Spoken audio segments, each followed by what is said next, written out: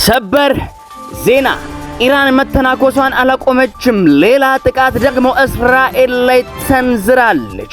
ከጥቃቱ በኋላ ኔታንያሁ በኢራን ላይ የሚፈጽሙትን ጥቃት ለጊዜው አቁሟል፣ ረገብ አድርገውታል።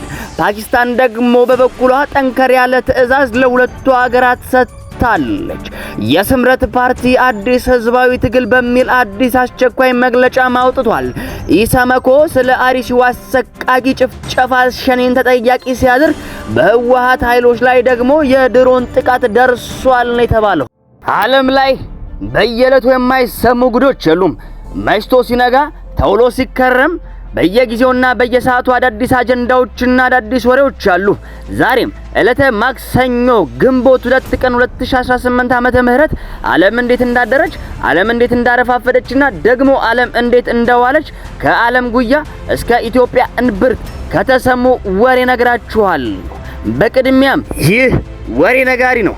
ከዓለም ላይ እንዲሁም ደግሞ ከሀገር ቤት ውስጥ የተመራረጡ ወሬዎችን በትኩሱ ለእናንተ እየተከታተለ ያደርሳል። እናንተ ቻናላችንን ሰብስክራይብ እያደረጋችሁ የወሬያችን አድማጮች ተሆኑ ዘንድ ግብዣይ ነው። በቅድሚያም ከሀገር ቤት ውስጥ ከተሰሙ ወሬዎች ተቀዳሚ እናደርግና ወደ መካከለኛው ምስራቅ ወቅታዊ ውጥረት እንሻገራለን፣ እንበራለን። አብራችሁን ቆዩ። የኢትዮጵያ ሰብአዊ መብቶች ኮሚሽን አርሲ ላይ ለተጨፈጨፉ ንጹሃን ወገኖቻችን ተጠያቂ ያደረገው ሸኔን እንዴት ሲሉ ኢሰመኮ በአርሲ ለተፈጸሙ ጥቃቶች የኦሮሞ ነጻነት ሰራዊትን ተጠያቂ ያደረገ፣ ታጣቂ ቡድኑም ደግሞ ክሱን እያስተባበለ ይገኛል። የኢትዮጵያ ሰብአዊ መብቶች ኮሚሽን ኢሰመኮ በቅርቡ በኦሮሚያ ክልል ምስራቅ አርሲ ዞን አሰኮ ወረዳ የተፈጸሙትን ጥቃቶች መንግስት ሸኔ ብሎ በሚጠራው በኦሮሞ ነጻነት ሰራዊት የተከወኑ ናቸው ሲሉ ከሷል። ታጣቂ ቡድኑ በበኩሉ ለደረሰው ጥቃት ኃላፊነት እንደማይወስድ አስታውቋል። እጅም ከደሙ ንጹህ ነው እያለ እያስተባበለ ይገኛል።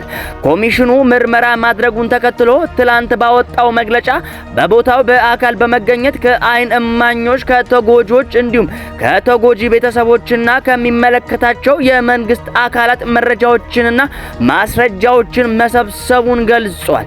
ለዚህም ጥቃት ተጠያቂ ያደረገው ሸኔን።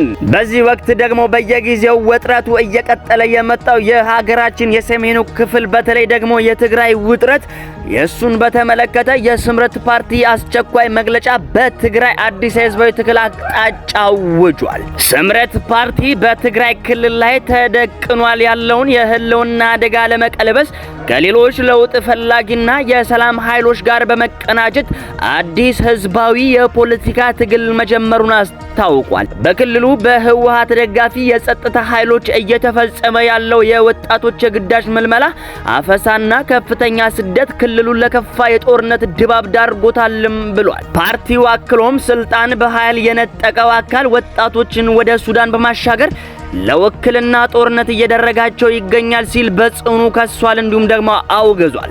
በቅርቡ በታህታይ አዲያቦ ወረዳ ገመሃሎ በተባለ አካባቢ ደርሷል ባለው የወጣቶች እልቂት በእጅጉ ማዘኑን የገለጸው ስምረት ፓርቲ በክልሉ ያለው ሁኔታ ከጊዜ ወደ ጊዜ እየከፋ መሄዱን አሳስቧል።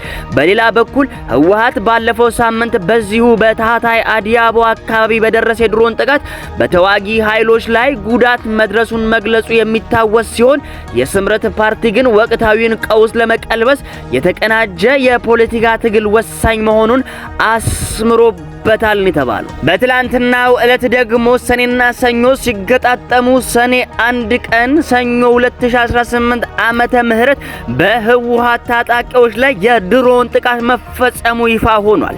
በትላንትናው ዕለት ለተሰኞ 1 ቀን 2018 ዓመተ ምህረት በሱዳን በኩል ሸረሪና አካባቢው በሚገኙ የህወሓት ታጣቂዎች ላይ የኢትዮጵያ አየር ኃይል ከቀኑ 5 ሰዓት ከ45 ላይ በድሮን ጥቃት መፈጸሙን የአካባቢው ምንጮች ምንጮች ገልጸዋል። ከቀናት በፊት ከሸራሮ ጥቃት የተረፉት የአርሚ 13 ታጣቂዎች እንደገና በመደራጀት ሌሊቱኑ በእግር ወደ ኤርትራ ከገቡ በኋላ ሱዳን ሸረሪና መድረስ ችለው ነበር። ከዚህ በተጨማሪ በትላንትናው ዕለት 2 ኦራልና 5 ኤፌሳር የጦር መሳሪያና ሎጂስቲክስ የጫኑ መኪኖች ወደ ሸረሪና አቅንተው እንደነበር ምንጮቹ ዘግበዋል።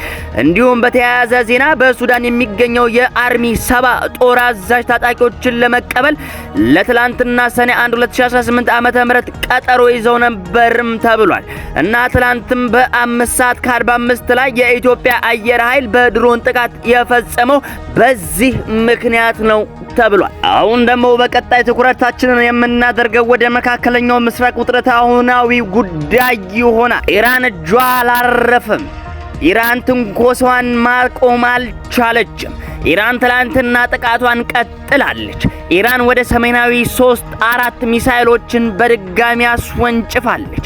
ኢራን የአየር ክልሏን ሙሉ ለሙሉ ዘግታለች። እስራኤል በኢራን በፈጸመችው ጥቃት የፔትሮኬሚካል ፋብሪካዎችን መምታቷን እንዲሁ ደግሞ ታውቃለች። ከዚህም ጋር በተያያዘ ደግሞ የእስራኤሉ ጠቅላይ ሚኒስትር ቤንያሚን ኔታንያሁ በኢራን ላይ የሚፈጽሙትን ጥቃት ለጊዜው ማቆማቸውን አስታውቀዋል። የእስራኤሉ ጠቅላይ ሚኒስትር ቤንያሚን ኔታንያሁ በኢራን ላይ የሚያካሂዱትን ጥቃት ለአሁን መግታታቸውን ባደረጉት ንግግር አስታውቀዋል። በቴሌቪዥን በተላለፈው የጠቅላይ ሚኒስትሩ ንግግር የእስራኤል ሰራዊት በወሰዳቸው እርምጃዎች ኢራንና ሄዝቦላህ ከመቼውም ጊዜ በላይ መዳከማቸውን አመላክተዋል። ኢራን እሁድ ሌሊት በእስራኤል ላይ የፈጸመችውን የሚሳኤል ጥቃት ተከትሎ በአጸፋው የቴህራንን ወታደራዊ ኢላማዎች መምታቷን ተዘግቧል። ይህ የእስራኤል ጥቃት በአሜሪካው ፕሬዝዳንት ተጠያቂነት እንደሚቆም ከተነገረ በኋላ ጠቅላይ ሚኒስትሩ ባደረጉት ንግግር ላይ ለጊዜው እንዲቆም ማድረጋቸውን፣ ነገር ግን ውጊያው ገና አለማብቃቱን ገልጸዋል። ኔታንያሁ ንግግራቸውን ሲቀጥሉ ለኢራን ጥቃት ምላሽ በመሰጠቱ አሁን ተኩሱ ተገቷል ሲሉ ኔታንያሁ ተናግረዋል። ነገር ግን ኢራን በድጋሚ ስህተት በመፈጸም ጥቃት የምትፈጽም ከሆነ በከፍተኛ ኃይል ምላሽ እንሰጣለን ሲሉ ያስጠነቀቁት ጠቅላይ ሚኒስትሩ እስራኤል ራሷን ለመከላከል ሙሉ መብት ያላት ሲሆን ይህንንም አስፈላጊ እስከሆነ ድረስ ሙሉ ለሙሉ እንጠቀምበታለን ብለው እየዛቱ ይገኛሉ። ኔታንያሁ በተጨማሪም በኢራንና በእስራኤል መካከል የጥቃት መመላለስን መከሰቱን ተከትሎ ከአሜሪካው ፕሬዝዳንት ዶናልድ ትራምፕ ጋር ውይይት ማድረጋቸውን አረጋግጠዋል። በመጨረሻም ደግሞ ውጥረቱ ያረገበው አሁን ደግሞ እጇን ያስገባችበትና እኒህን ሶስቱን ሀገራት በተለይ ደግሞ አሜሪካንና ኢራንን ለማደራደር ደፋ ቀና እንዲሁም ደግሞ ተፍ እያለች የምትገኘው ፓኪስታን የመጨረሻው ግብ ሊሳካ ስለሆነ ሁሉም ወገኖች ከጥቃት እንዲቆጠቡ አሳስባለች። ኢራንና አሜሪካ የምታሸማግለው የፓኪስታን የውጭ ጉዳይ ሚኒስትር ሻባህ ሻሪፍ ሰላም እንዲሰፍን ሁሉም ወገኖች ከጥቃት እንዲቆጠቡ አሳስበዋል። በተለይም የመጨረሻው ግብ ሊሳካ በመሆኑ ሁሉም ወገኖች ጥቃት ከማድረስ እንዲቆጠቡ በማህበራዊ ሚዲያ ገጻቸው ላይ ጠይቀዋል። የኢራን ከፍተኛ ወታደራዊ እዝ የሆነው ሃታም አልአናቢያ እስራኤል ላይ የሚፈጽመውን ጥቃት እንደሚያቆም ቢያስታውቅም በደቡብ ሊባኖስ የሚፈጽመው ጥቃት የሚቀጥል ከሆነ ኢራን ከዚህ ቀደም ከነበረው በባሰው ሁኔታ ምላሽ ሰጣለች ሲል አስጠንቅቋል። እስራኤልም በኢራን ላይ እየፈጸመችው ያለውን ጥቃት በአሜሪካው ፕሬዝዳንት ዶናልድ ትራምፕ ጥያቄ መሰረት እንደምታቆም የእስራኤል ቴሌቪዥን ዘግቦታል። የፓኪስታን የውጭ ጉዳይ ሚኒስትር በኤክስ ገጻቸው በቅርቡ በመካከለኛው ምስራቅ የተባባሰው ጥቃት የደካማ ተኩስ አቁም አደገኛነትን ያሳያል ብለዋል። በተጨማሪም ከወንድሞቻችንና ከአጋሮቻችን ጋር በቀናነትና በጥያቄ በመተባበር በዲፕሎማሲ ሰላም ለማምጣት እየተሰራ ነው ብለዋል። በተለይም የመጨረሻው ግብ ሊሳካ በመሆኑ ሁሉም ወገኖች ተቆጥበው ለሰላም እድል እንዲሰጡ እናሳስባለን ሲሉም አክለዋል። ውድ አድማጮቼ ዓለም እንግዲህ እንደዚህ አድራለች። ዓለም እንግዲህ እንደዚህ አረፋፍዳለች፣ እንዲህም ውላለች። ይህ ወሬ ነጋሪ ነው። ከዓለም ላይ እንዲሁም ደግሞ ከሀገር ቤት ውስጥ የተመራረጡ ወሬዎችን በትኩሱ ለእናንተ እየተከታተለ ያደርሳል። እናንተም ሰብስክራይብ እያደረጋችሁ የወሬያችን አድማጮች ትሆኑ ዘንድ ግብዣይ ነው። ለዛሬው ለዕለተ ማክሰኞ ግንቦት 2 ቀን 2018 ዓመተ ምህረት የነበረን የወሬ ነጋሪ ትኩስ ወሬያችን እነዚህን ይመስላሉ። በሰላም ዋሉ፣ በሰላም አምሹ፣ በሰላም እደሩ።